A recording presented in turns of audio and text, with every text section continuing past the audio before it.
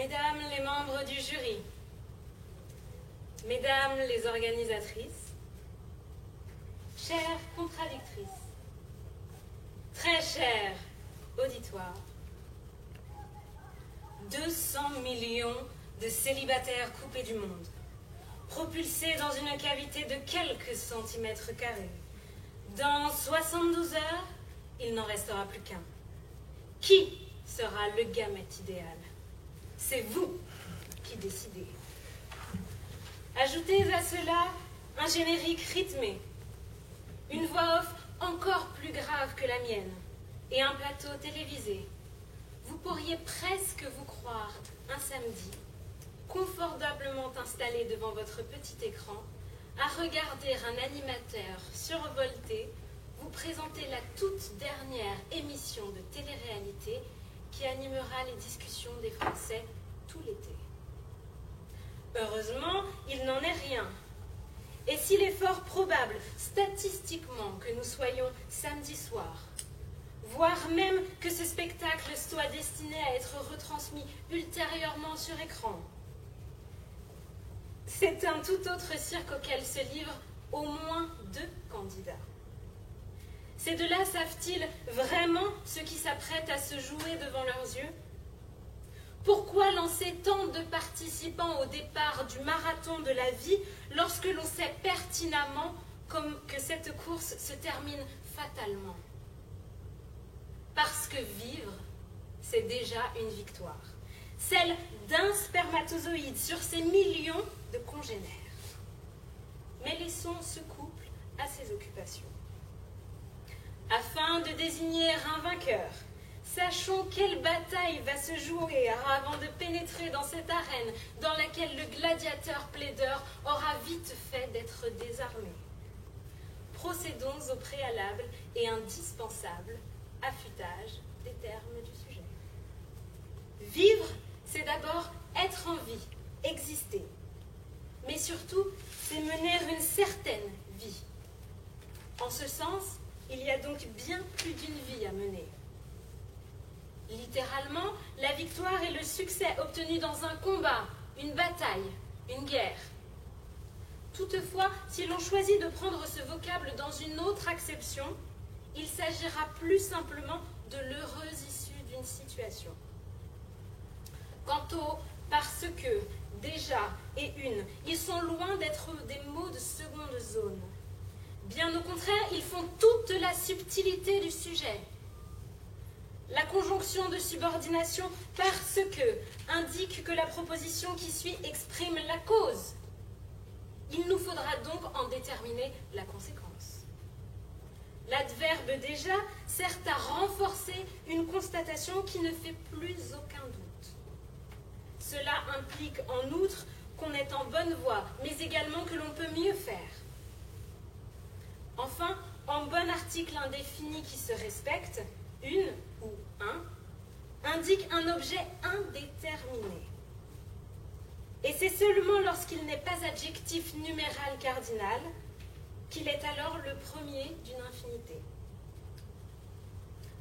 Si la vie elle-même n'est autre qu'une victoire sur la mort contre laquelle elle livre un duel sans merci, vous constaterez que l'existence est faite de luttes incessantes, que ma vérité, tel un précieux remède, vous permettra d'affronter sans scier. Mieux que de vous vendre aujourd'hui ma thèse, ce que je vous offre n'est autre que ma philosophie de vie. Sur l'inlassable duel qui oppose la vie à la mort, les termes du sujet sont clairs. Il est question d'une victoire, juste une victoire. Pas la plus belle lutte, ni l'ultime combat. Et vivre ne s'assimile pas à la simple existence physique. 1001 vies s'offrent à celui qui ne se contente pas du nécessaire souffle de vie. Il est donc autant de vies que de victoires arrachées à un ennemi unique, la mort, quelle que soit la forme sous laquelle elle apparaît. Pourquoi? Parce que, comme l'énonce Nietzsche, vivre, c'est repousser quelque chose qui veut mourir. Au sens biologique du terme, c'est remporter la victoire contre une mort annoncée. Pourquoi s'extasier d'être en vie? Parce que c'est déjà une victoire à compter dans l'escarcelle des nombreux combats qu'il nous sera donné d'endurer. Maladie, vieillesse, souffrance physique. Le constat est alors plutôt optimiste. La vie est au moins un impertinent pied de nez adressé à la fatalité. Partant, tous les espoirs sont permis. Et à partir de cet état, vivant et viable, dont le satané subconscient juridique de ma contradictrice ne manquera sans doute pas de vous rappeler la définition, on peut décliner la devise et multiplier les exemples. Vivre en société, avoir une famille, un emploi, c'est déjà un succès sur la solitude, cette mort sociale qui consume à petit feu celui qui demeure isolé. Comme, je cite, « La vie ne vaut d'être vécue sans amour ». Mener une vie amoureuse est une victoire sur une routine latente, annonciatrice de la mort du couple. Pour autant, cela ne dispensera pas les amoureux de livrer de périlleux combats, au premier rang desquels on dénombre les affrontements sanglants avec la belle famille. Dès lors que l'on est victorieuse en amour, plus rien ne nous arrête. Il nous pousse des ailes. Aucun obstacle ne peut plus se dresser entre les amoureux, pas même ces fameux déjeuners dans sa famille. Enfin et surtout, une vie intellectuelle et spirituelle. Voilà un véritable défi pour notre époque. Lire, débattre, voyager, s'instruire, écouter, se cultiver.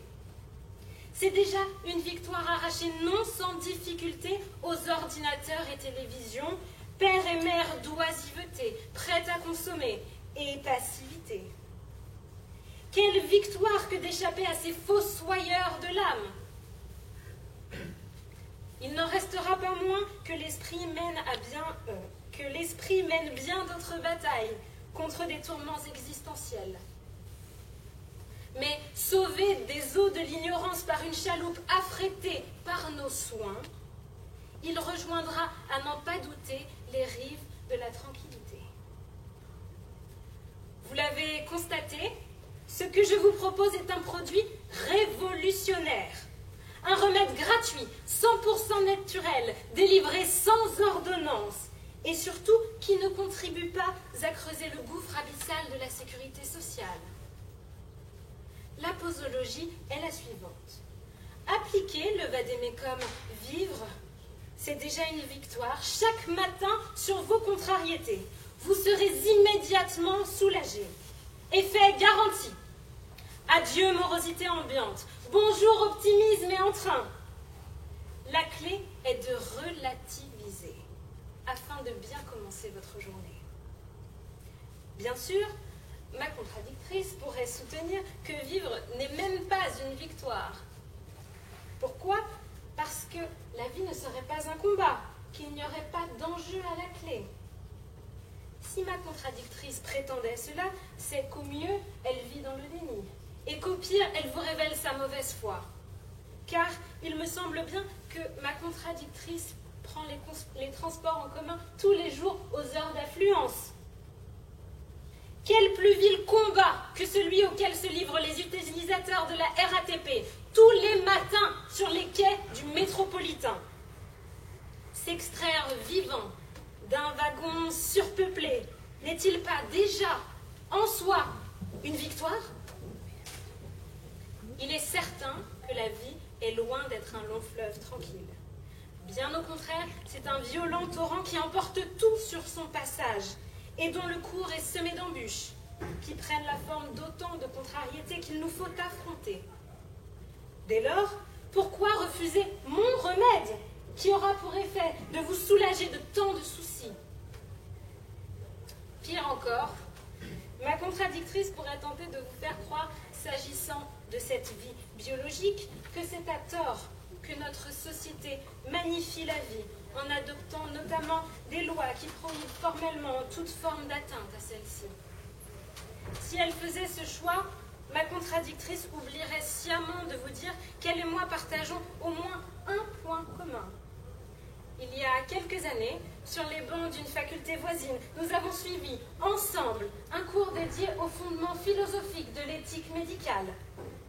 Tout comme moi, elle connaît par cœur, pour les avoir appris, les thèses des philosophes antiques, modernes et contemporains, dont la pensée irrigue nos législations et morales et justifie de privilégier la vie, perçue en soi comme une victoire.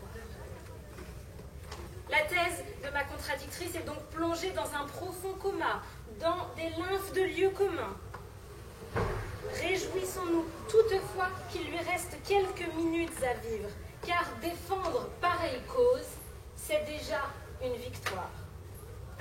En revanche, bien sûr, une fois que cette thèse aura expiré, il vous faudra définitivement l'enterrer.